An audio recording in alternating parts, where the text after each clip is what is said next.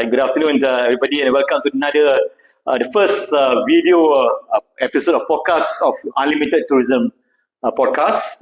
Today, I'm so thrilled to be joined by our special guest, Datuk Seri Mirza, the former Director General of Tourism Malaysia, for what promises to be a captivating discussion on the past, present, and future of our inbound tourism industry in Malaysia and also in the global markets. So, for everyone's information, Datuk Seri Mirza was at the helm of the Tourism Malaysia as the Director General of Tourism Malaysia for over a decade, from 2006 to right to 2018. So, during his tenure, he led the tourism industry in Malaysia to become the second most important source of foreign exchange earnings for the country, contributing more than 85 billion ringgit annually since 2014. So with his help, with his wealth of expertise in the tourism industry, I'm certain today we are for the enlightening conversations that will shed light on the key insight strategies shaping the future of tourism. And without further ado, let's dive into it. Datuk Seri, welcome to the show. I'm so happy to be here. I'm so happy to meet you. I think you are wonderful. You look in the more youthful area. But thank you very much for having this your time here in the session. Thank you very much for having me. I appreciate every opportunity I have to help the industry and also to help tourism in the country. After all, I have devoted my life to it. Yeah. I retired 4 years ago. But very much in my mind, I'm concerned about what's going on in the industry. More so now, after the effect of the COVID pandemic. So I think the industry needs all the support it can get to ensure that it can recover and grow again the way it was growing during the better days of tourism in Malaysia. Fantastic. Datuk Seri, looking back at your tenure as the Director General of Tourism Malaysia, what do you consider the most significant achievement in promoting inbound tourism to Malaysia? During my days, there are two things. Number one is, which I can recall very clearly, was the attention we started paying on domestic tourism. A lot of times, tourism, everybody saw international, airport, passport, traveling, aeroplane. But when we went into domestic tourism, we started in the year 1985, with the campaign for Golden Value Holidays, selling it to Malaysians. There, we attempted to package a lot of products that could be developed to be major product for international market. We try at a domestic level. Yeah. If it becomes popular and organized, then we can feature it for international level. One was domestic tourism. At the height of our industry, domestic tourism contributed 47 billion ringgit to the economy. That's huge. And then most importantly, domestic tourism is the sector that, sustains the industry, because in international tourism, there are a lot of factors that can affect tourist arrivals. War in Russia and, the Ukraine and the threat here and there, all that will affect tourism. But for domestic, I think the effect is much less. It is less elastic. In fact, during COVID, we saw a lot of Malaysians who are traveling within the country, realizing that a lot of what they were looking for in other countries in the world is all found here. Yeah. So it takes a crisis for a community to start thinking, new things to be discovered. And your initiative very much is about the same, trying to develop this local industry, bring them together, giving them a chance to see the commercial viability of what has been taken for granted as something natural and something probably can create little economic gain. Secondly was our support that we got from the government in running a massive campaign, internationally. I remember after the crisis of 1998, when our tourism industry went down from 7 million tourists to 5.5. And we built it from there, 5.5, and then we did everything we could. Most importantly, government support and full support. So they gave us more money than we asked for to run the campaign. And we managed to develop a good campaign, which we ran for a while, and we saw the result of that. And at the same time, we also address issues like travel formalities. People want to come in, we must have accessibility. At the airport, it must be convenient. And then our policies must be friendly, and tourists must be treated well. All those things were addressed together with the campaign. And sure enough, our low exchange rate for Malaysian ringgit, the general public attention towards tourism and the government support made it very, very effective. So 5.5 million, we only saw it growing until it becomes 17 million tourists in a matter of just 10 years. So, and then by the year we reached the year 2014, the number had gone up to 26 million tourists, 5 times more. It's a huge achievement. It was growing exponentially. And that was the record in the world. With that kind of development, we saw a lot of things coming on stream. For example, a lot of schools opened up to give courses in tourism, because in the world map, it appeared like Malaysia is the 10th or 9th most popular tourist destination by number of tourist arrivals. Those are the days, the campaign we had, which was actually very well remembered today, Malaysia, truly Asia, that campaign. And venturing into new markets, we started early into the ASEAN market. Always we took ASEAN into granted. We always, when we talk about promotion, Europe, America, Japan, Australia. People didn't look at ASEAN. Very few people look at Asia, China and India. We are one of the pioneers who went into these markets very early. And sure enough, whoever goes early has the benefit of getting better attention. We saw numbers growing from this market.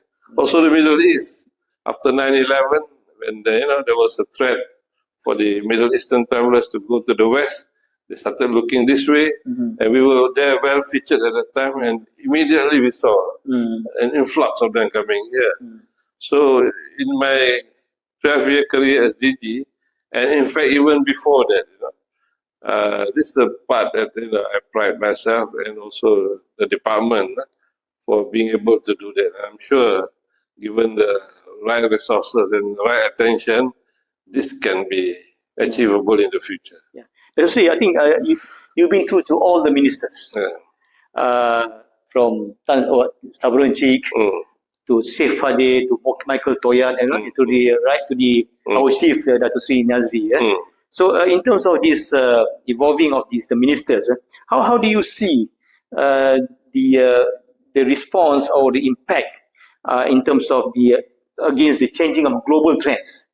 How is it? Is it very vast? I know that Tan Sri Sheikh Kadir was really initiated into Indian market, China market. We were number one. For example, Malaysia Truly Asia was mooted by him. But is it still relevant on the campaign of Malaysia still Truly Asia? Okay, let me start out by generalizing the role of all the ministers. They all did what they felt was expedient at the point of their appointment. And what could have been different was the availability of information, right and quality information for them to make good decisions. Because in tourism, if you are not careful, the hearsay is plenty. Everybody who has traveled anywhere claims to be an expert. So if a minister first comes in, he will be hearing a lot of negative things about the department. Because everybody is trying to tell, they know better than the department. This happens, So if the minister stays long enough, then they will realize that, hey, the officers here have been doing that, and what people say is hearsay. They felt that way, but it may not be true. So staying long enough is important. If they are too short, then it will only create some uncertainty because they will have no time to understand. So those ministers who stayed the full term could do more, and some actually were there short. But we had about I had 6 ministers. Since I became DG. So 6 ministers for a period of 12 years. That means average one minister every 2 years, So they're supposed to be there for 5 years. And for those who had 5, they contributed their part. And then Malaysia Truly Asia campaign was carried through. I'm glad all of them carried that through. None of them wanted to introduce anything new. So they all, I think this was also gathered by the cabinet. Our campaign is not just MOTEC. We have a cabinet committee that's overseeing it to ensure that the continuity factor is there. And a lot of new initiatives were introduced by many of them. Of course, Tan Sri Kadir's time was just after the crisis. So we had to really work very hard. I think we worked hardest during his time. And then the achievements also were actually very, very obvious at that time. The numbers grew, Malaysia's profile improved, and the whole world started talking about our campaign. Happened then, but an issue of it was it carried our arrival up. Not even after he left in the year 2004. Arrival climax in 2015, 2014. So you can imagine if you do something right, you don't have to be there. It keeps on growing. Automatic. So that was it. And then Malaysia is a campaign that a lot of people ask every time, is it still relevant? Do we want to reinvent it? And this keeps going on. But the real secret is whatever the campaign is, must have enough resources, and we have to publicize it enough. Kalau you don't, Malaysia has the benefit of an investment of not less than 2 billion in its campaign. They said 10 years, 200 million a year. You run Malaysia that's already there. Then if you want to do something else, you must be able to put that kind of investment before you can get a result like that. And today, even more, because more destinations are out, more products are out, information punya splurge, in the internet. So whatever we could achieve before, today, to achieve that, you probably have to work much harder and allocate more resources. I need to ask this, Datuk Seri. Who is your favorite minister that you've been through? Favorite minister? Yes. And that you can work with, you can create a big impact. I cannot say any other person. I know everybody, but they all make me work. Of course, Tan Sri Kadir made me work harder than all the other ministers. And if I think about international profiling, public relations, one minister supersedes another. And I think most of the ministers did their part, and the one who had a tougher time had to work harder. So I will not differentiate them. But your favorite? Favorite. I mean, I like to have a minister who allows space for me to have fun. Right, okay. So the one will not be Tan Sri Kadir. All right. Let's see with the current situation now. With a very competitive industry market, we used to have only few competitors. Now even Vietnam coming out, Cambodia, even Saudi. Saudi is trying to their best to get tourists there. So with this rise of digital platform and social media, how do you see the role of the destinations marketing evolving, is attracting them to Malaysia? Now the cake is getting bigger, but also there are a lot of competitions. Yes. I think the IT era, the present digital communication era, is a force to reckon with. This is a game changer. The conventional, communication channels are now fast becoming obsolete. I always tell people, our news on TV, people hardly see it anymore. They were only watching it during COVID to find out how many people died on that day. But now, people are, this channel tuned into, YouTube or Netflix or Prime TV. They go to Astro, they have so many different channels. And then in terms of information, information splurge. You just put on your phone. You just look for one island, all the islands line up for you. So the situation is very complex. Now is the time for creativity. The time for people to come together, and do something really solid and different, and convince people that it holds them an experience or a product that satisfies their craving, and also will be something that will last in their mind for a long time. So it is now time for creative communication, reach them in a very creative way, and on the product, improve the delivery, because a lot of people are trying to enjoy the product on their own. We must make it appear like having someone attending to that person will make a difference, and therefore this person must be very well informed to understand what the other person is looking for, and to be able to tell in a manner that best suits the destination. Yeah, same goes to the promotion or marketing campaign. We used to promote through all the conventional media, billboards, taxi wrappings, and now there's plenty more. You had to go through social media, the digital, everything. Do you think that we still need to hold on to the conventional media, or we still... No, we have to break away from convention. I mean, while depending, so in advertising, we have a lot of different aspects. One is thematic. For example, we want to tell the world Malaysia is celebrating a visit year in 2026. Thematic, what to expect during that year. This is like an announcement. An announcement, probably we need the general mass media that we have to tell everybody. This is a general statement, like an undercoat for a pin. So the whole. Then as we move on, the theme, the programs, the content, will be followed up on that one. When there's got enough traction, then the online media must come in with the programs, the packages, with the things they can do. They must come in very quickly and extensively, all out, just to support the campaign. Because once the ad runs, interest is built up. If we don't follow up with packages, then after a while, some other destinations start selling and will be forgotten. So both has to go. For thematic, we probably have to consider the conventional, and then for tactical, for more package selling, we have to go more and more on the online media, or social media. During the Datuk Seri tenure, you explore a lot of other areas, because tourism is unlimited. You see everywhere. I mean, you can have a food tourism, the street foods. Even you can have a fashion tourism. So I still remember that you were still promoting shoe with Jimmy Choo, is it? For us, industry players, what has it got to do with industry tourism? But you managed to do it. Maybe you can have share a little bit detail through under Tan Sri Eng Yen.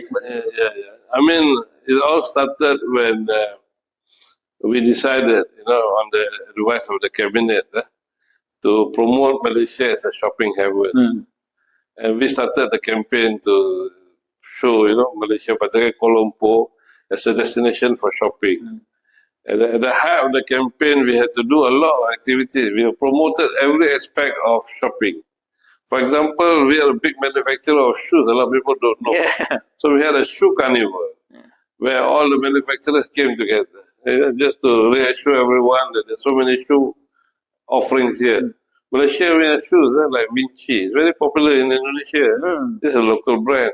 We have Oscar, we have Camel, Bata. Bata. These are all. Bata is locally manufactured, but it is actually a foreign brand. But it's all done here. So we have the expertise, we have the factories, we are producing them, and that features well in the shopping mail list. And our shopping campaign, although we started midway after we started our Visit Malaysia Year campaign, but we made very great success. One day we realized that voting through online, they all decided that Malaysia ranks third of all shopping destinations in the world. That's the highest we got. And we check up, third, why? I was curious, so third, why? Because you don't expect, because you only hear about Paris, London, New York, Tokyo, Hong Kong, and suddenly Kuala Lumpur, third. Only after Tokyo and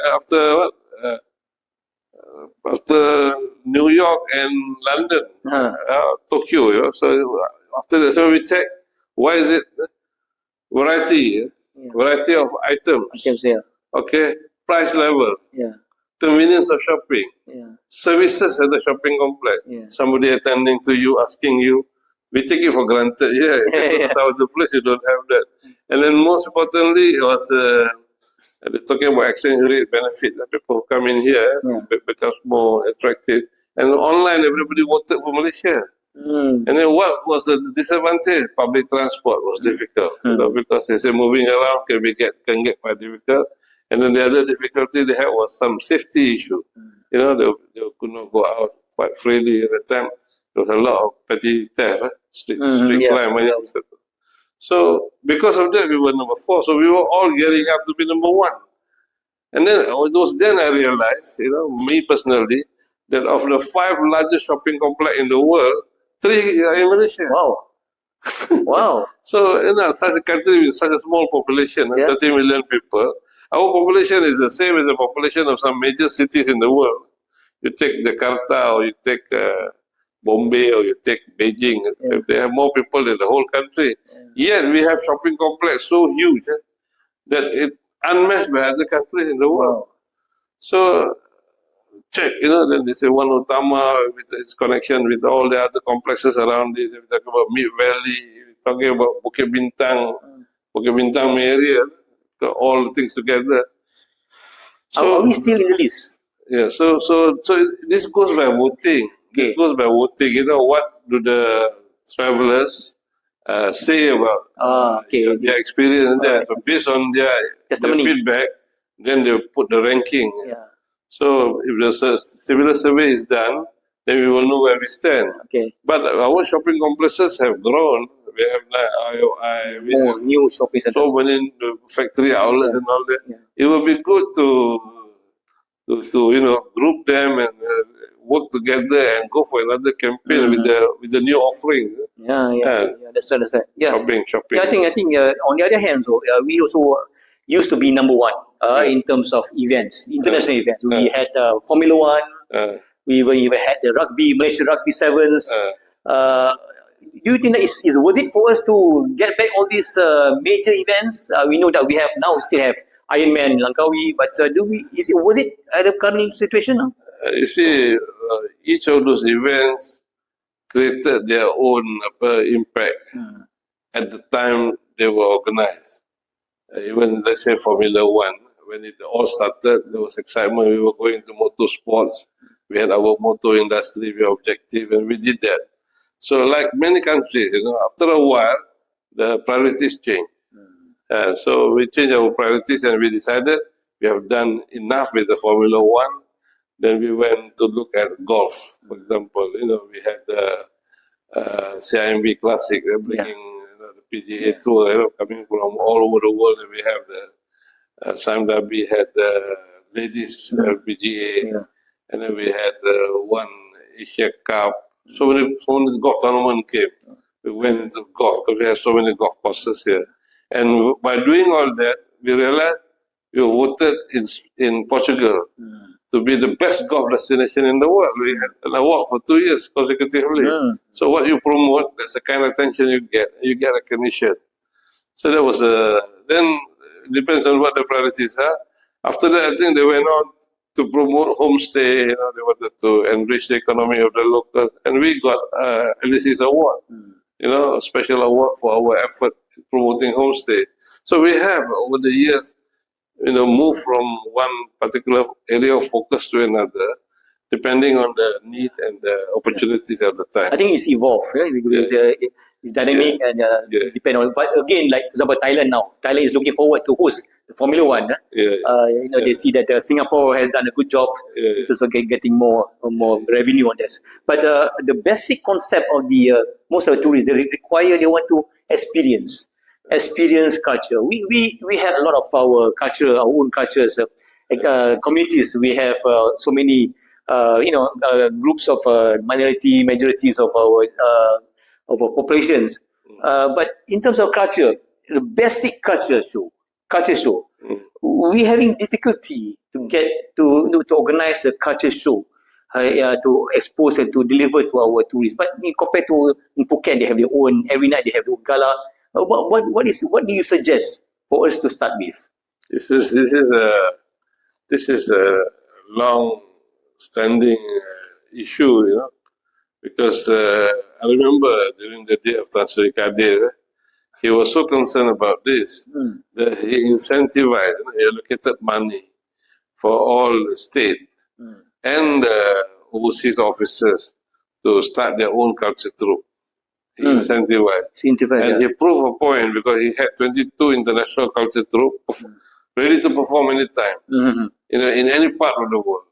And locally, every state had very active culture troupe who will assemble in KL for the Colors of Malaysia. Yeah, that's right. Colors of Malaysia. So that was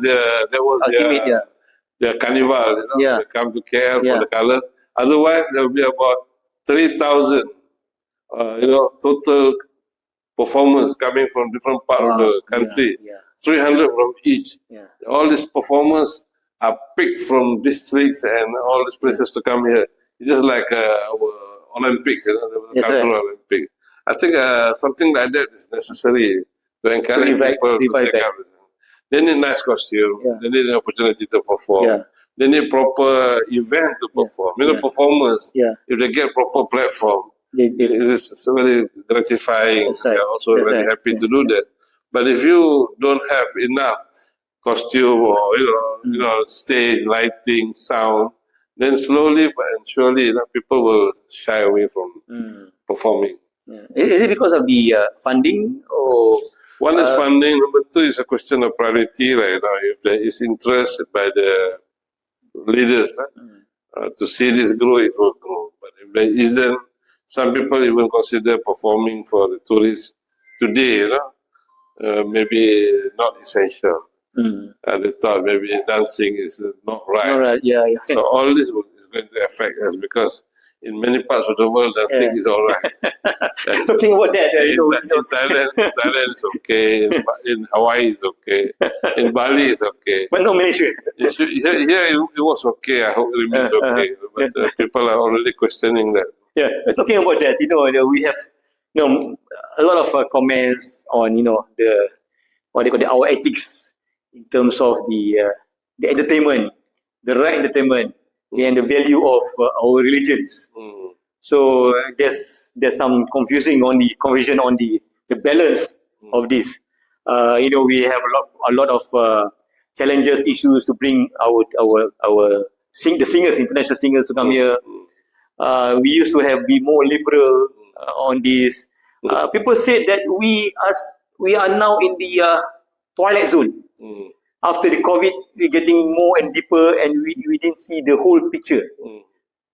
What actually your thought on this in terms of the issue? Should we balance it? Should we create a special place just for tourists for them to enjoy, or what? No, if you want to play on the international standard, we have to live by that standard. We're going to have our own standard. Once we have your own standard, people will isolate you. You like it or not, before you realize, you have been isolated. So it is for the decision makers to decide. If isolation is what they want, then tourism is probably not the best answer. If we want tourism, we have to be more liberal and tolerant to allow people some freedom for them to move and express themselves rather than telling them how they should wear or where they should go and what they should do. The more you restrict, the more people become invasive of the destination. That's natural. That's natural. That's natural. And I mean, people, when they go out, they want to be free. Compared to conservative country like Saudi, they're getting more and more open. They are trying to deliver the world standards. They want tourism. If you want tourism, you have to accept the tourism. If you want to protect your culture and your custom for fear of tourists affecting it, then you have to have similar policies that probably does not revolve around major tourism initiative. Well, time's running out. I think my last question is, which one is important, quantity or quality? So when you have the choice, everybody wants quality. If you don't have, at least have the right numbers So a lot of people say, why so many Singapore tourists? Well, we want more European tourists. I mean, the Singapore tourists may be big in number, but look at the total earning from Singapore is much higher than the others. So there's nothing wrong with quantity if it provides you the revenue. We're talking about quality. Quality tourists, the advantage is they are lesser in number and they consume the different aspect of the attraction. They are quality tourists because they stay here long, they come here with their family, they invest in the country, and then they also protect the environment. The quality tourists, they are concerned about keeping things. So if we have enough, we can go for quality. If we don't have enough, the quantity must still be there. Otherwise, Fantastic. Everything will collapse. Fantastic. Datuk Seri, we have this platform, Travel Yamu, is trying to assist our players. Maybe if you have any advice to our players on how we can push our products, our tourism products to the international market at the current scenario. There's nothing more than coming together. Wherever you are, whatever product you produce, constantly improving it and then pricing it well. Don't underprice. More often than not, people, they underprice their product. And then consistency is important. Delivery, today everything is happening. Next time, guarantee. We need to be consistent. We need to be constantly improving. And we have to actually price ourselves well. It's very important. Pricing is very important. Price yourself well. If you don't price yourself well, you won't last. How long can you subsidize? You must make some profit. There's no point having tourism or tourists if in the end of the day, we end up poorer than we are. To make some profits. I mean, tourism, we are here for improving our life. Very good advice. Very good advice. I think as we come to the end of our episodes, I'd like to extend my special thanks, heartfelt gratitude to Datuk Seri for sharing your invaluable insights and expertise with us today. And our discussion has been both thought-provoking, and also enlightening, and offering a glimpse into the dynamic landscape into inbound tourism, not only Malaysia but the global market. So I'm sure our viewers have gained a little bit knowledge on this conversation. And thank you again, Datuk Seri, and to our audience. Stay tuned for more engaging conversation in our podcast, our Unlimited Tourism podcast. So until next time, a safe travel, adventures awaits. And thank you very much, Datuk Seri. Thank you. Thank you so much. Thank you. Thank you.